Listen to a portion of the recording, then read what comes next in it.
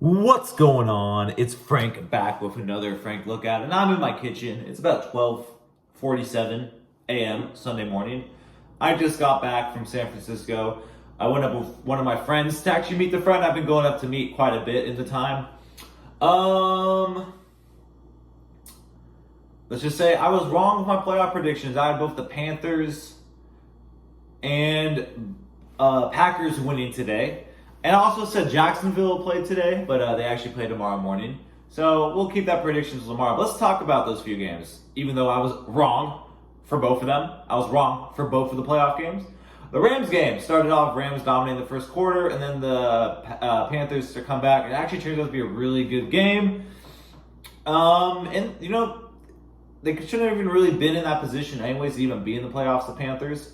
But they showed a lot of heart coming back, having the lead with like a minute and a half on the clock, and they just got beat by the better team. Like overall, I hate to say that as a Niner fan, but the Rams were a better team, and the Panthers looked like they just ran out of gas at the end. Couldn't get anything going on that last drive to get a field goal or a touchdown, field goal to overtime touchdown to win it. They couldn't get anything going on that last drive, and the Rams defense stops them on 4 plays, and that's the game. But overall, like, I see a lot of issues with the Rams. It's whatever. Matt Stafford did not have a good game, but he came through when it mattered. I think he barely got over 50% passing. So Matt Stafford did not have a good game. And yeah, the Panthers, they held it together, and they were in trouble for the Rams, which is kind of weird, but they made it work. As for the second game, I watched the first half of that game at a bar in the city, and then the second half of the game back at my friend's place. I watched the entire second half of the Panthers-Rams game at my friend's place in the city, but let's talk about the second half of the Packers-Rams. Packers-Bears. Packers' second half, third quarter especially, was horrendous. 1 first down, gave up a fuck ton of points, and they just looked lost. They just looked lost in that third quarter. I'll give credit to the Bears. I thought they were dead in the water at halftime. I had the Packers winning the game.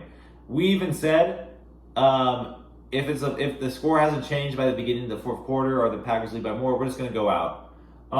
Bears came through, and I'll give them credit. Like, fighting back in it.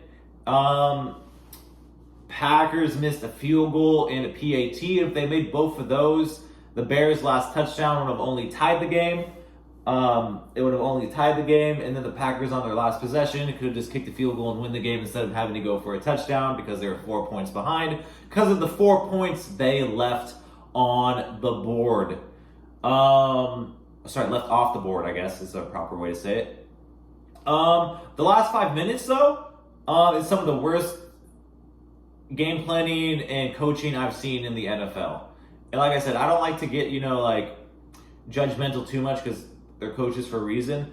But some of the play calls confused me as well. And them taking a false start, it's not a false start, a delay of game coming out of a timeout when the game's kind of on the line is kind of bad.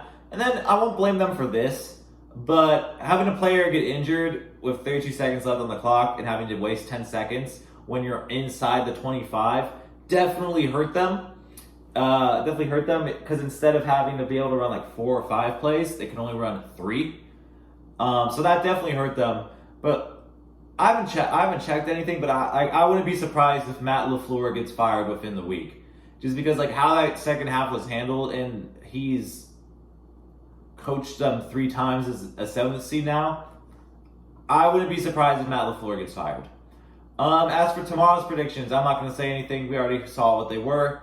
Am I nervous for the Niner game tomorrow? Yeah, but I'm also like at the point where it's just like we shouldn't even been in this situation to begin with. So if we win, we'll keep this fucking crazy ass ride going, and if we lose, it sucks. It's gonna suck if we lose, but it is what it is.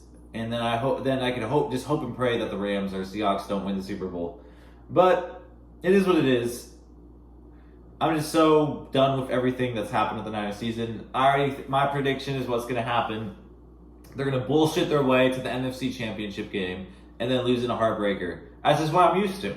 If somehow that's not the case and they somehow pull off a miracle and get to the Super Bowl or even win, or even get to, honestly, even get to the NFC Championship game would be a fucking miracle.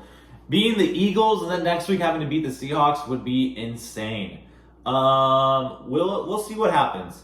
All I can do is just sit back, enjoy, and watch football. So this has been A Frank Look At, and I'll see you all next time. Peace.